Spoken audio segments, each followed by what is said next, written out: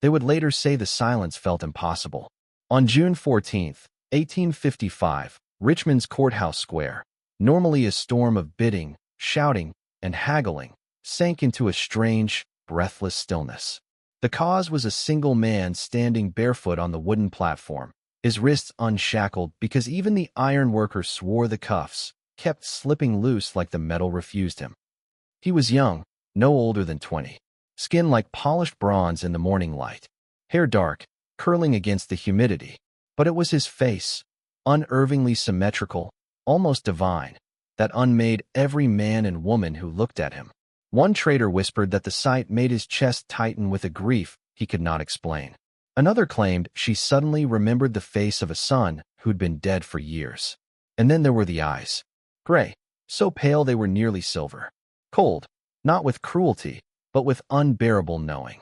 In the first 8 seconds of his appearance, witnesses saw something that should have been impossible, a shape forming behind him, pressed against the courthouse wall. Thin, tall, wavering, as if it were made of heat or breath. When the man shifted, the shadow did not move with him. A woman fainted. A sheriff crossed himself. A traveling pastor muttered, "Take him down. This is a mistake." But money overcame fear. Papers were signed. Numbers shouted. The auction began. And history, sensing danger, immediately tried to bury it. His name did not appear on the ledger, not even a false one. This was unusual. Slave traders documented everything. Age, height, scars, skills, birthplace, prior owners. But this man's entry had only a number, Lot 46. No place of origin, no plantation, no capture report, no shipping manifest. He was a human anomaly delivered into a system that depended on categorization. And the absence of identity disturbed the buyers far more than the unnatural beauty. But one document survived, a short, angry note written by clerk Thomas Whitfield hours after the auction closed. Lot 46 was not brought by any agent I recognize. His papers are fabricated. His seller arrived before sunrise. Would not give his name.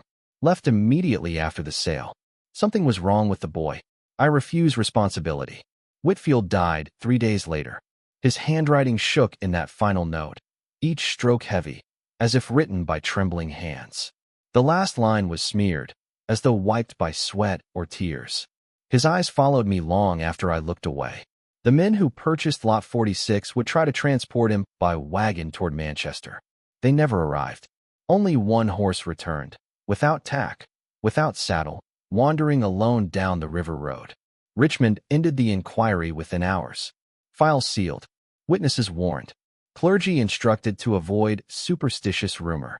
But the truth lived in the margins, stories whispered behind shutters, in taverns, in the lonely hours when fear loosens the tongue. They called him the perfect man. But perfection was the first sign something very old had woken. The last confirmed sighting of Lot 46 came from 3 children gathering kindling along the riverbank. They described a wagon moving silently. No hoofbeats, no wheels grinding against dirt. The driver slumped over. 2 men lay sprawled in the back, unmoving.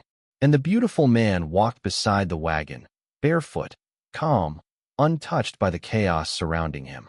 The youngest child said he smiled at them. Not cruelly, not kindly. Something in between, a smile stretched thin by sorrow, as if he knew something terrible awaited them all. Only one line from their testimony survived in a local newspaper before it, too, was pulled. There was someone walking behind him. We thought it was a very tall man, but it wasn't. The children tried to describe the shape, but no one understood. They said it flickered, like a lantern flame caught inside a body made of smoke. A deputy sent to investigate found the abandoned horse wandering a mile downriver. The wagon was never found. No bodies, no tracks, no sign the men had ever existed. For decades afterward, travelers claimed to see a figure walking alone along that road at dusk, barefoot, head bowed, moving with the slow certainty of someone who had nowhere to go and all the time in the world to get there. Richmond paved over the area in the early 1900s, but workers complained of hearing footsteps on the asphalt at night. One claimed a man with silver eyes asked him, "Do you remember me?" No one ever answered. The trail next led to the North Bank Home for Abandoned Boys, an orphanage run by the First Baptist Society. It was quiet, strict, and avoided by locals. Its windows were always shuttered, even in summer. Richmond children whispered that the boys inside didn't blink enough and spoke too softly, like they were afraid of something in the walls. The orphanage appears nowhere in official histories. Not in church reports, not in census entries, not in tax ledgers. It exists only in personal diaries and letters, documents owned by families who would later swear the building never should have taken in Lot 46. A widowed teacher named Clara Morgan wrote the earliest account. They brought him in the dead of night. He was too old for the home, too quiet. The children would not go near him. She noted that he spent hours staring into corners, whispering to something she could not see. Boys complained of nightmares involving a tall figure standing over their beds. One child ran away, insisting the new arrival brought someone with him. Morgan's last entry was brief. He said he does not sleep because when he does, someone else wakes up. Within a month, the orphanage burned. Official cause: lightning. But multiple witnesses claimed the sky was clear, stars bright, moon high, no storms within 50 miles. All boys and staff survived except one. The beautiful stranger was never found in the ashes. And something else wasn't, either, something the boys described simply as the other one. Church leaders insisted the man was a danger, not criminal, but spiritual. A heresy in human form, they said, an affront, a sign of divine displeasure.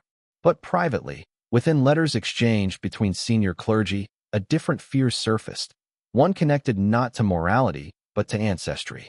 Some claimed he resembled ancient statues from the Mediterranean, faces carved with impossible symmetry, eyes shaped to suggest prophecy. One bishop wrote that the man looked older than civilization, younger than time.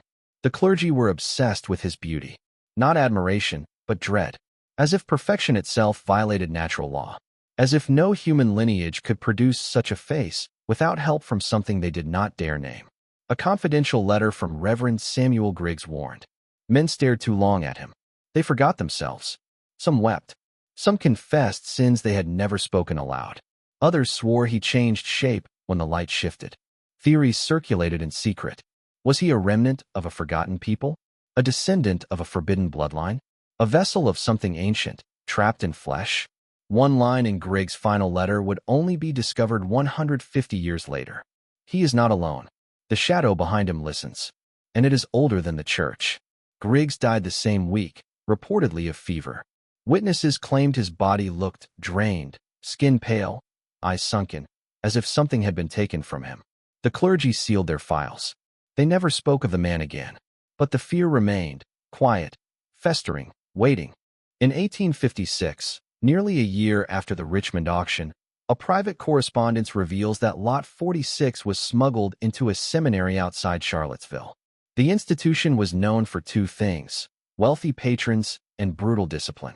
Witnesses described the man as eerily compliant, never resisting, never defying. But his silence unsettled everyone. Students claimed the air in hallways grew cold when he passed. Candles flickered.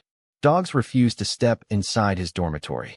A philosophy instructor, Jonathan Hale, kept a meticulous journal. His entries grew increasingly disturbed. He speaks rarely, but when he does, the room seems to echo in ways I cannot explain. His shadow moves slower than his body. Sometimes he stands in the chapel for hours, staring at nothing, lips moving as if repeating prayers that are not ours. The seminary conducted what they called memory tests, attempting to determine his origin. But they discovered something unnerving. The man reacted violently to the mention of certain dates, mostly ancient ones, years predating recorded American history. Hale's final journal entry ended mid-sentence. It is not that he does not know where he came from. It is that he remembers too much. The seminary dismissed all staff and students the next morning. The official reason: contamination of the water supply. Untrue. Suspicious. Convenient. Lot 46 disappeared again that night, for the second time in 1 year. But what followed was far worse. The next place he appeared was the isolated river town of Carson's Ferry, a community so secretive that outsiders were discouraged from even stopping for water. It was a place built on old superstition, salt poured across thresholds, mirrors draped in cloth, bells hung in trees to distract wandering spirits. In September of 1856, townsfolk reported a barefoot man walking the main road at dusk. They described him the same way Richmond had. Impossibly beautiful, strangely familiar, unsettling in silence. Children hid. Dogs whimpered. Doors slammed before he reached them. A single testimony came from Martha Ellery, a midwife who watched from her window. He moved like someone remembering how to walk, as if the body he wore was not entirely his. She noticed something else. The shadow following him was wrong again. Elongated, slow, detached. When he paused at a well, the shadow kept moving. By nightfall, townspeople locked themselves inside. By morning, Carson's Ferry was on fire. No one died, but every house was scorched. The central church collapsed inward, its beams bent as if crushed by enormous weight. People claimed they heard whispers inside the smoke, voices too deep, too old, too layered to belong to humans. One man swore the beautiful stranger stood at the riverbank during the blaze, watching quietly, face expressionless. When asked why they didn't approach him, Martha Ellery answered, "He wasn't looking at the fire. He was looking at something standing behind it." 3 days later, he was gone. Dr. Elias Cartwright was a physician known for treating patients no one else would touch. Cases deemed moral failures, spiritual threats, or medical impossibilities. When he heard rumors of the strange man traveling through rural Virginia, he arranged for him to be brought discreetly into his home for examination. Cartwright's private notes paint a portrait both scientific and terrified. He speaks several languages fluently, but denies knowing them. His pulse slows during conversation, forming patterns, almost rhythmic, as though synchronized with something external. He has no scars, not even childhood marks. The body is too perfect, as if newly made. The doctor described a moment during the examination that chilled him. When I looked into his eyes, I felt as though something inside me bent, as if I were being rearranged. Cartwright attempted to test reflexes, but the man would react only when touched on the spine. At that point, he would flinch violently, almost breaking the doctor's wrist. The doctor concluded, "Whatever follows him, touches him here."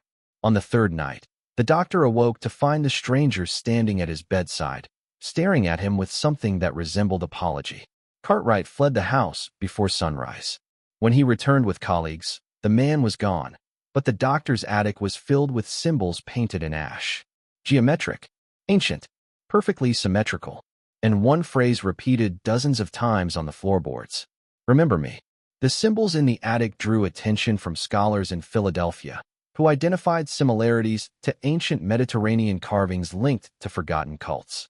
The central image, a circle surrounded by 3 faces, appeared in ruins across abandoned coastal temples, always associated with rites of identity, reflection, and transformation.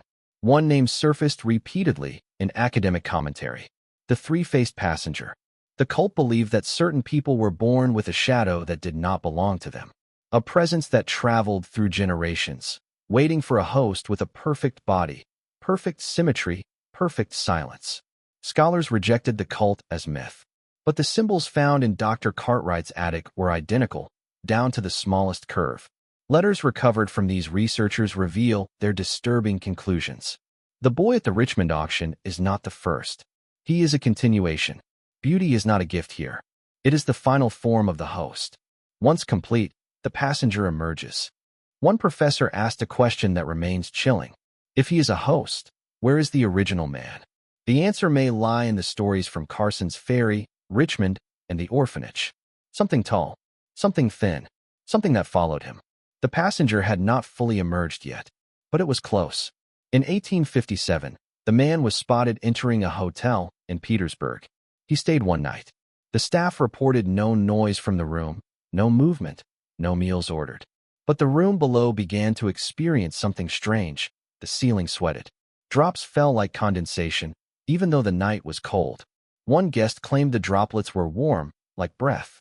When the hotel keeper unlocked the door the next morning, the room was pristine except for a single chair facing the window. On the wall behind the chair, scratched deep into the plaster, was a circle with 3 faces.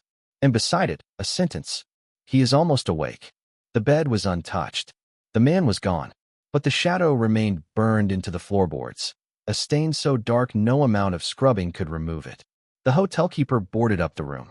It stayed sealed until the building was demolished in 1922. Inside the wall cavity, Construction workers found skeletal remains, too tall to be human. In early winter of 1857, the man appeared at the doorstep of the Alderman family farm outside Dinwiddie County. Snow had begun to fall, and the family claimed he looked half frozen, half sleeping, and half aware of where he was.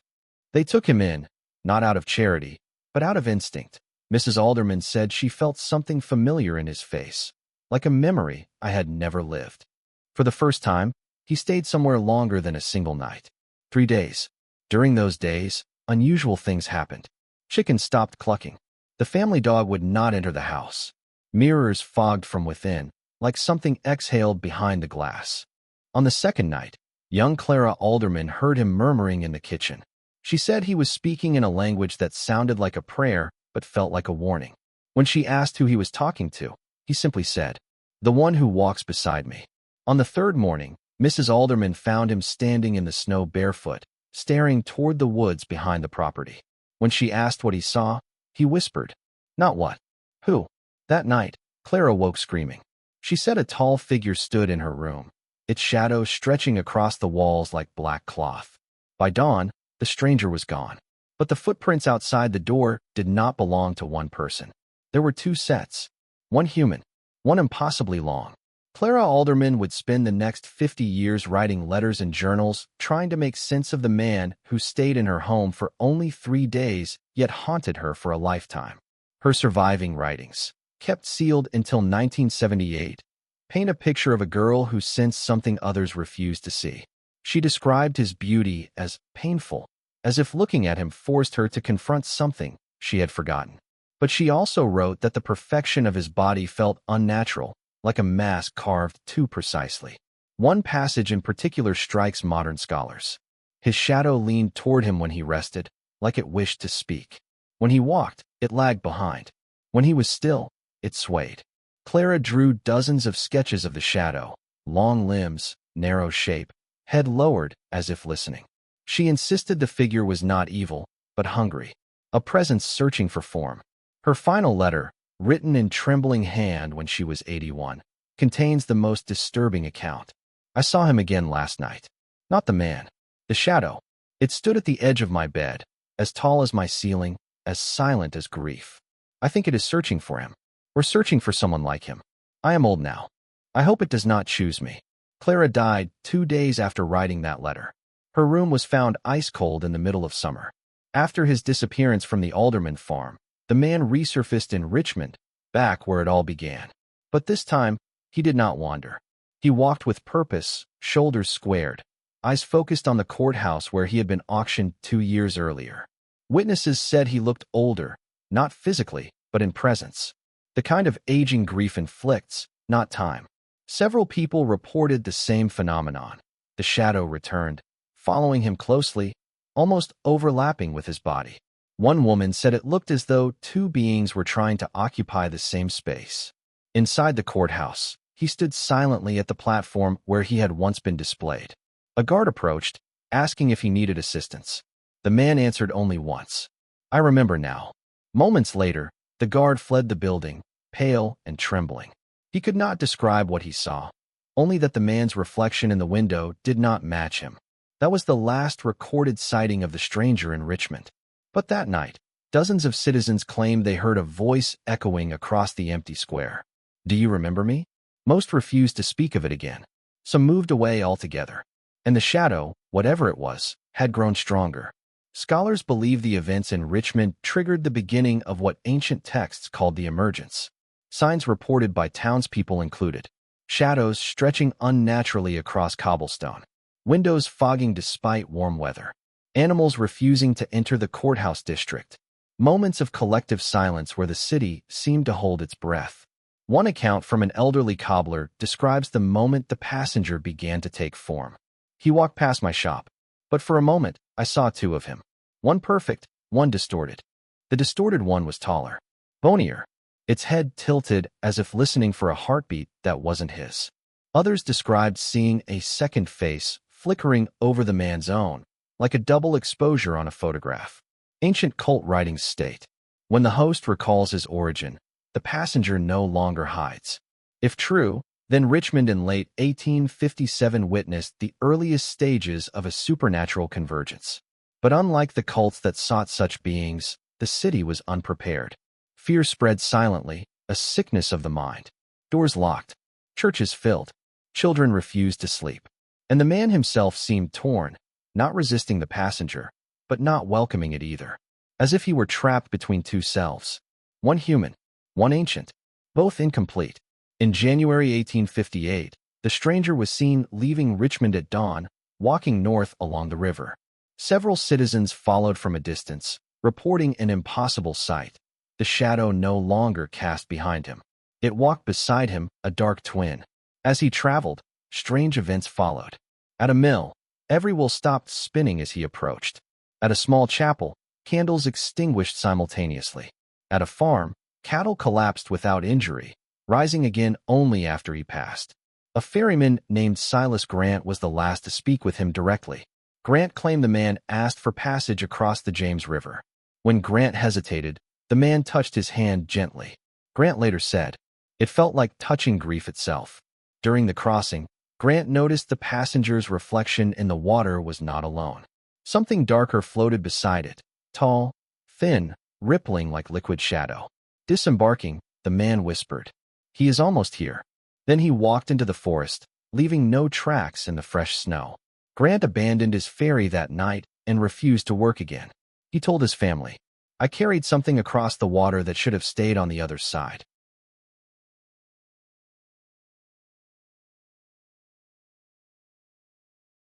Weeks later, hunters deep in the forest northeast of Richmond stumbled upon a clearing of melted snow. In its center stood a circle of ash, perfectly symmetrical, with three faces drawn around its edges. They found clothing folded neatly near the circle, a shirt, pants, and coat that matched the description of the man. But there were no signs of struggle, no blood, and no body. What they did find was worse. At the base of a tree, carved into the bark with impossible precision, was a face. The same perfect face, identical to the stranger. But the eyes were hollow, and the mouth was open in a silent scream.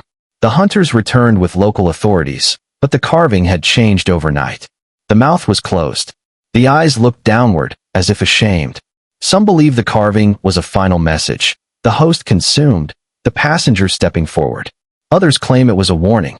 Either way, after the clearing was discovered, the forest became a place of dread. Travelers passing through reported hearing footsteps behind them, though no one followed. Sometimes they heard a whisper, "Do you remember me?" The church moved swiftly once news of the forest carving spread.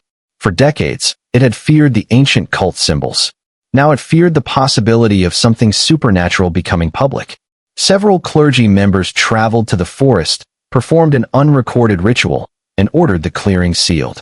Within a week, newspapers were instructed to dismiss the rumors as hysteria. Families were pressured to remain silent.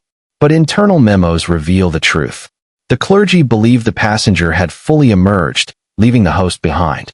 One private letter reads, "We failed to contain him. The host dissolved, consumed by remembrance. The passenger seeks new memory, new form." Another warns, "If he finds another perfect vessel, we will not be able to stop what comes next." The church burned the forest clearing entirely, trees scorched, soil overturned, ash shoveled into crates, and dumped downstream. Yet even in the flames, bystanders claimed they heard a voice deeper than smoke. "I will be remembered." The cover-up erased nearly every trace of the event, except for one thing, the shadow. Sightings of a tall, thin silhouette wandering near the river began within weeks, and they have never stopped. From 1860 to 1960, documents concerning the passenger largely disappeared. Scholars believe this was deliberate. Archives purged, files destroyed, families threatened. Without witnesses, the story faded into rumor. But every decade, people across Virginia reported similar events. A figure in doorways too tall to be human. A shadow crossing a room without a body. Mirrors fogging in empty houses. Footsteps following travelers at night. One recurring detail stands out. Many witnesses reported feeling watched not with malice, but with longing, as if the presence were searching for someone it had lost. In 1912, a painter in Petersburg claimed a tall figure stood behind him as he worked. When he turned, it vanished. But the canvas displayed a face he did not remember painting. Perfect, symmetrical, sorrowful. In 1934, a child in Dinwiddie County said a man with silver eyes asked her if she remembered his name. In 1955, a hotel guest awoke to find a face drawn in dust on the mirror, an identical face to the man auctioned a century earlier. All dismissed as imagination. But patterns do not lie. The passenger was still searching. In 1997, a historian researching forgotten auction records uncovered the corrupted entry for Lot 46. Within weeks, she reported strange events. Papers rearranged, lights flickering, reflections that lagged behind her movements. Her final email to a colleague read, "I think he wants to be remembered. I think that's all he ever wanted." She disappeared 3 days later. In 2009, a restorer examining old courthouse archives found a photograph from 1855, damaged, blurred, but unmistakable. A man standing on the auction platform. Perfect features. Silver eyes. And behind him, faint but visible, a tall, distorted shadow. Experts dismissed the image as double exposure. But the restorer insisted the damage looked intentional, as if someone tried to scrape the shadow away. And in 2022, a tourist walking through the renovated Richmond courthouse reported seeing a man standing barefoot in the hallway. When she blinked, he was gone. But in her phone's reflection, captured accidentally, stood a thin, elongated shape behind her. It looked as though it was leaning in, listening. Section 20. The final question. Every legend ends with a warning. This one ends with a question. If the passenger was once carried by a man so beautiful he disrupted an entire city, if the host dissolved when memory returned, if the passenger now wanders, searching, then the question is not where he is. It is, who will he choose next? Ancient texts claim the passenger seeks 3 traits in a vessel.